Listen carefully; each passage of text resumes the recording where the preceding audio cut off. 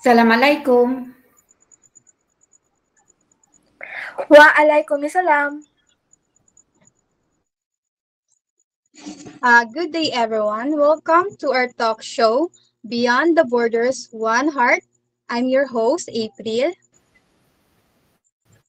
And I'm Clarence Mabesa. And I'm Joseph. And I'm Janelay Puno. Now let's know the name of our guest from abroad. Hello, ma'am. What's your name po? And ano pong profession na tinatrabaho niyo dyan abroad? Ano po, kasambahay po ako. Okay po. Your name po, ma'am, is? Memia Ignacio. Hello po, ma'am Memia Ignacio. Good evening po dyan.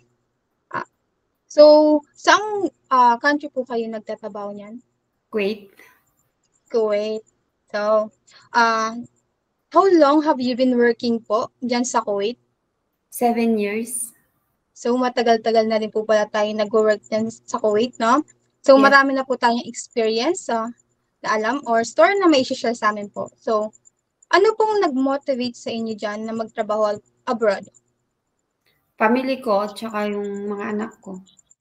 Yes, family talaga, no? Yung isa sa mga best na pinagkukunan natin ng lakas when traveling abroad, right? So, Yes. how did you manage to adjust to the new culture, especially in terms of communication and language? Nahihirapan po ba kayo nung una? Oo, nung una, nahihirapan. Unang-una sa oras, kasi ang oras sa Pilipinas, 5 hours ang ahead dito sa Kuwait.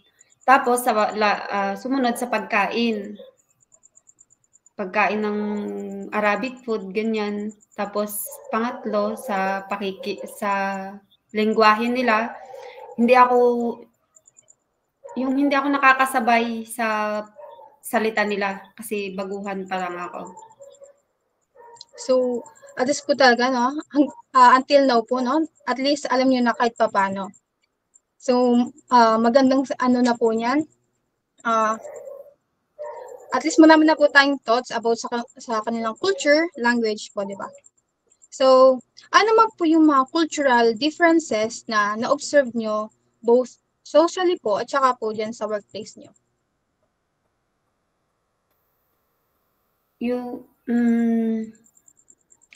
Pakiulit yung tanong.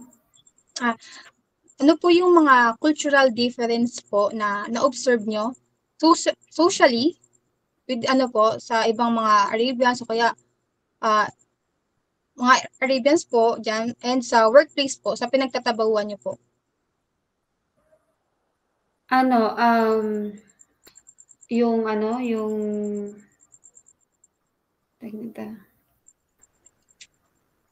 Yung ano po, pagkakaiba po ng kultura. Kultura, ano po yung na-observe nyo? Ang na-obserbahan ko, yung sample, yung pananamit, bawal manamit ng nakikita yung shape, yung katawan, ganyan. Tapos yung, pati sa mga lalaki, yung nakadisdasya, ganyan. Tapos yung mga among babae, nakahijab, lahat, balot-balot, lahat ganyan. Tapos, yun, yung naano ko dito. Tapos yung, sa pananalita naman, kunwari,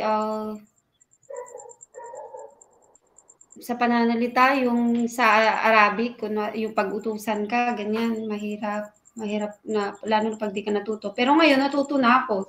Sa katagalan ko, natuto na ako.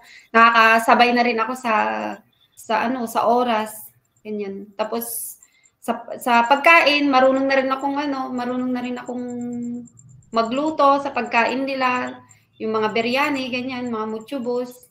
Tapos sa mga gahwa, ganyan, sa kape. Gahwa kasi sa Arabic yung kape. Yan. Sa katagalan ko dito, natuto na. Oh. So, ano naman po yung mga do's and don'ts na ang tawag dito, do's and don'ts na may share nyo po sa mga gustong magtrabaho dyan abroad. Dyan po, specifically sa Kuwait. Yung dapat kong i-share? Yung mga Yes po, nagplano na ng mga dapat mong gawin at hindi po dapat na gawin dyan sa Kuwait. yung mga nagbabalak or nagpaplanong mag-abroad, kailangan alamin kung ano yung mga bawal, ganyan. For example, yung pakikipagrelasyon sa amo, ganyan, bawal yun. Yes. Tapos, yung pabayaan mo yung alaga mo, kasi pagka pinabayaan mo yung alaga mo, yung, kunwari, pag namatay yung alaga mo, buhay yung mawawala, buhay din yung kapalit. Yun kasi yung naanuhan ko dito sa Kuwait. So that po pala, no, maging cautious tayo sa mga ginagawa natin kasi po, no, tawag dito, binabantayan po talaga tayo. So ano naman po yung mga advice or tips po na maibibigay nyo sa mga aspiring professional na gustong magtrabaho sa ibang bansa po?